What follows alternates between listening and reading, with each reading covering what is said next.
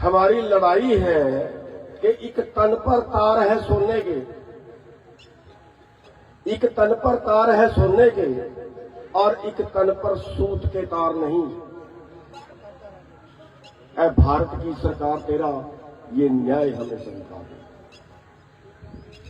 साथियों, आज देश की पूरी संपत्ति, पूरा राज, पूरी प्राकृतिक संपदा, पूरा देश का कारोबार ये देश के चंद पूंजीपतियों के हाथ में है। आंकड़े बता रहे हैं देश के, आज 9 लोगों के पास 50 करोड़ लोगों के बराबर संपत्ति है। क्यों? क्योंकि उन्हीं का राज है, उन्हीं का हुक्म चलता है, उन्हीं का कानून है। आज 1% लोगों के पास देश की 40% प्रॉपर्टी है। क्या हम फिर उन्हीं को बनाए? और एक और बता दूं, इस देश को आजाद कराने में और इस देश को आजाद रखने में किसी एक भी पूंजीपति का बेटा शहीद नहीं हुआ।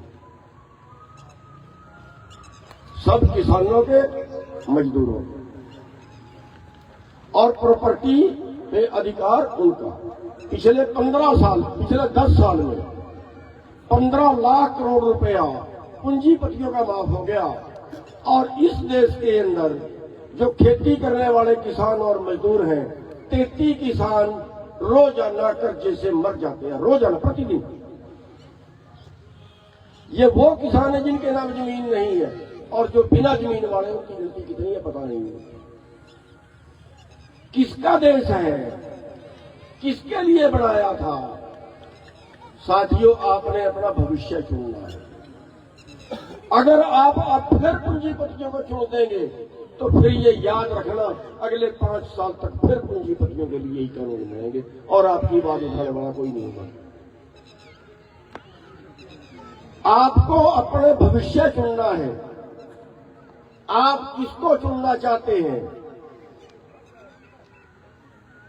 बीजेपी का उम्मीदवार है, आपने देख लिया, देश का बड़ा पूंजीपति है, कोयला घोटाले का इल्जाम है, संसद के अंदर वो रहा। आपकी कभी आवाज उठाई हो तो बता दीजिए। दूसरा, जो गुप्ता जी हैं, राज्यसभा के मेंबर हैं 5 साल से, कभी आपकी आवाज उठाई हो तो बता दीजिए। अब प्रत्याय को प्रचारने वाली बात हो रही है ना, देख चुके हो, फिर अब क्या दिखाएंगे वो अलग से। साथियों, हमारी लड़ाई क्या है? हमारी लड़ाई है इस जनता को बचाने की। इस जनता को बचाने की लड़ाई है जिसमें पिछले 32 साल से मेरे को गिनती नहीं कितने बार जेल काटनी पड़ी है। वो संतोष दैया जी बैठी हैं, उनकी बेटी डॉक्टर है कुरुक्षेत्र जेल में। हमारे लठों में मल्लम उन्हीं ने लगाया था जब जेल में गए थे पिछले 6 जून के।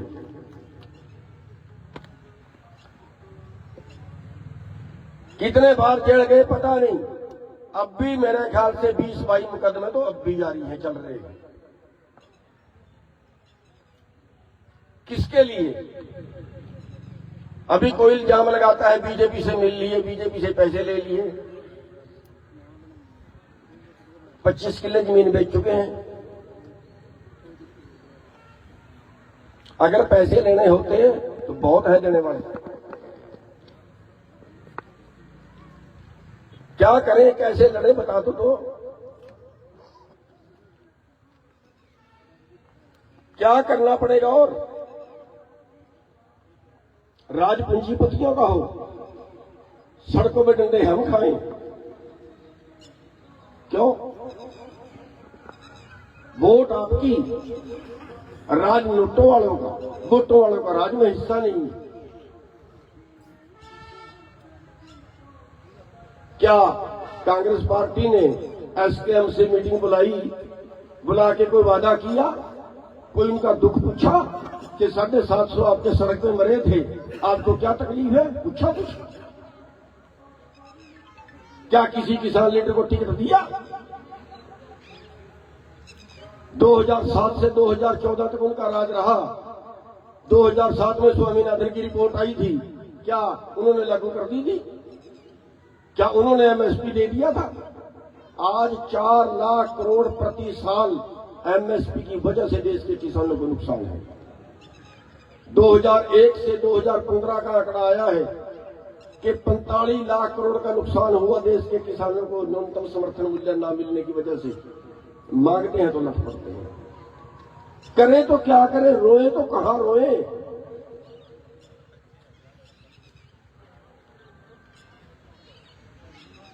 बाकी कुछ तो करके देख लिया, बस एक सिर कटवाना बाकी है। मौका नहीं मिला, मौका आया नहीं, आ गया तो मौके को जाने नहीं देंगे।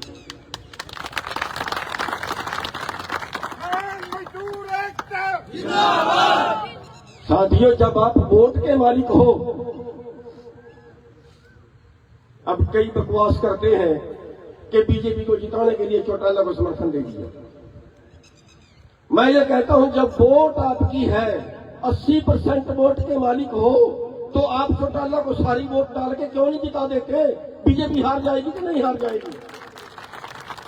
और एक और बात बता देता हूं, ये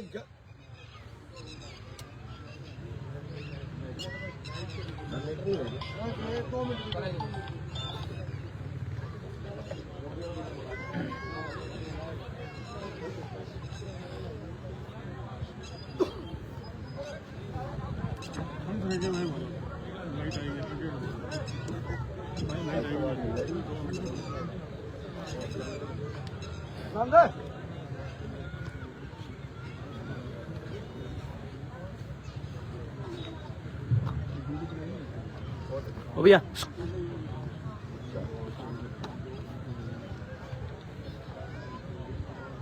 साथियों, हेलो हेलो,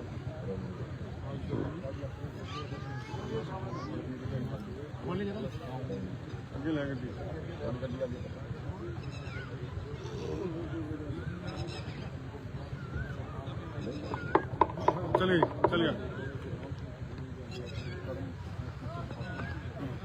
साथियों, आज जरूरत है आप लोग अपनी पावर दिखाने के लिए आप क्या कर सकते हो। अगर आपने कुरुक्षेत्र सीट से अजय चौटाला को जिता दिया तो सारे देश के अंदर संदेश जाएगा कि किसान यूनियन ने एक सीट में समर्थन किया था, वही जीता। साथियों, सारे देश में संदेश जाएगा। कहते हैं ये राजनीति करते हैं, क्यों? राजनीति लुटेरे करे और हम सड़कों में लग जाए और फिर वो अपने लिए कानून बनाए और फिर हम मकने बने। हम भीख में जिंदा रहे, हम जिंदा रहे 5 किलो चावल में, हम जिंदा रहे 6,000 में, और वो लड़ाई करते हैं। देश की सारी संपत्ति में कब्जा करके रेलवे में 41, हवाई अड्डे में 41, बंदरगाहों में 41, कंपनियों में 41, बैंक में 41। साथियों, आपकी गुलामी आपके सामने है। अगर आपने वोट न देना, हमें बुलाना मत देना, हमारा खिलाने का काम। साथियों, हवा के साथ, बैरों के साथ तो बहुत कुछ बह जाता है, लेकिन आदत हमारी भी बुद्धि है, हमारा भी ताल्लुक नहीं चलता। आज लोग कहते हैं कांग्रेस कांग्रेस कांग्रेस। मैं ये कहता हूं कि कांग्रेस का फर्ज था जब देश की रोटी का व्यापार होने जा रहा था। मोदी जी कांग्रेस बदौलत था, देश की शिक्षा का व्यापार हो गया, देश के स्वास्थ्य का व्यापार हो गया, आज बच्चा भी पैदा होता है तो ऑपरेशन से होता है, कपार हो गया।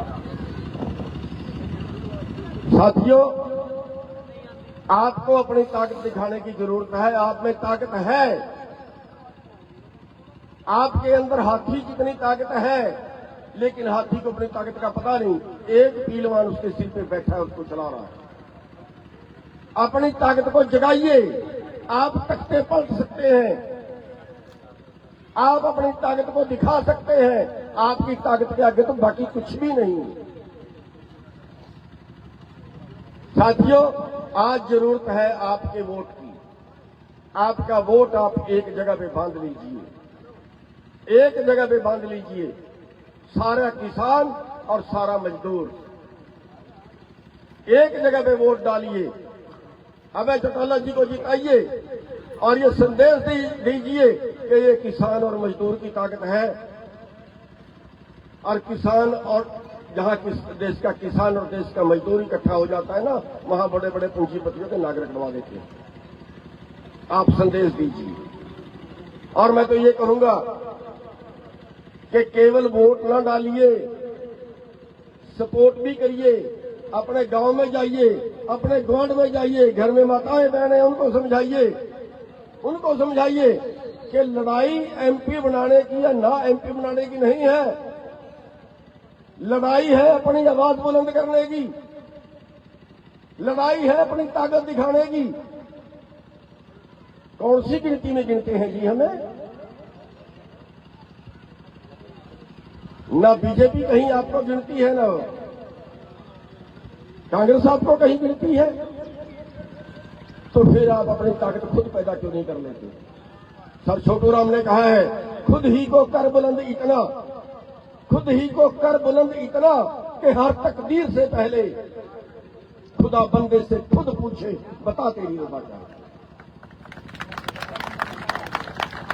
साथियों, मैं बहुत ज्यादा कुछ ना बोलता हुआ केवल ये कहूंगा कि ये जो चुनाव है ये अभय चौटाला जी का नहीं है।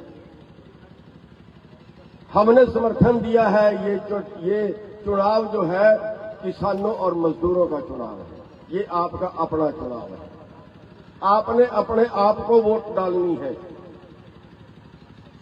आपने अपनी ताकत को अगर इकट्ठा करके दिखा दिया तो जो आने वाला विधानसभा का चुनाव होगा उसके तलवे चाटेंगे।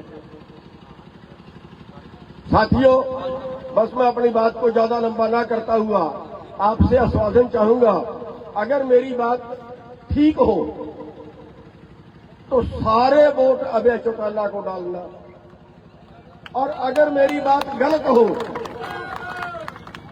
अगर मेरी बात गलत हो फिर मेरी बात को कोई मत मानना। मैं आपसे हाथ उठवा के आश्वासन चाहता हूं कि मेरी बात ठीक हो तो हाथ खड़े कर देना सारे। आप सबका धन्यवाद है। बस मैं ये बेनती करूंगा कि हम दोबारा आपके बीच आ पाए या ना आ पाए, टाइम लगे या ना लगे, लेकिन आप लोगों ने अपना धर्म समझते हुए कि इस देश के किसान को, इस देश के मजदूर को बचाने की जिम्मेवारी आपके ऊपर है। आप सब ने वोट भी डालना और प्रचार भी करना। आप सबका धन्यवाद।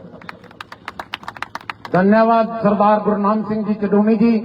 अब आपके बीच में हरियाणा केसरी, हरियाणा लोक पुरुष, जिला इंडियन नेशनल लोकदल पार्टी के उम्मीदवार भाई अभय सिंह जी चौटाला आएंगे और अपने विचार रखेंगे। भाई अभय सिंह चौटाला जिंदाबाद।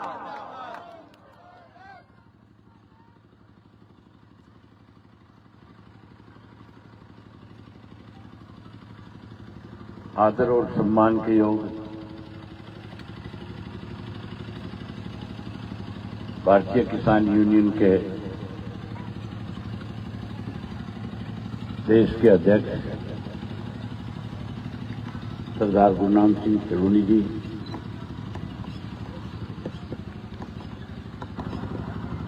भारतीय किसान यूनियन के प्रवक्ता भाई प्रिंस जी, प्रदेश की युवा के अध्यक्ष विक्रम जी,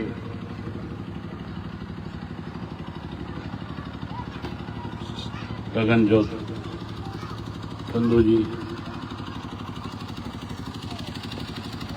श्री राजेश कुमार जी और भारतीय महिला खाप की अध्यक्ष डॉक्टर संतोष दहिया जी, सरदार गुरतेज सिंह जीतू जी, सरदार भगत सिंह बैस जी, पूर्व मेरे सरपंच करनैल सिंह जी, सुभाष नंबरदार जी, राजपाल फौजी जी, धर्मेंद्र नंबरदार जी, संजू संधोला जी, जगपाल जी, राजेश बिहान जी, मंच पे मेरे साथ बैठे हुए दोनों संगठनों के वरिष्ठ नेतागण, बहुत ही मान और सम्मान के योग्य आदरणीय बुजुर्गों, नौजवान साथियों, सम्मान के योग्य माताओं बहनों,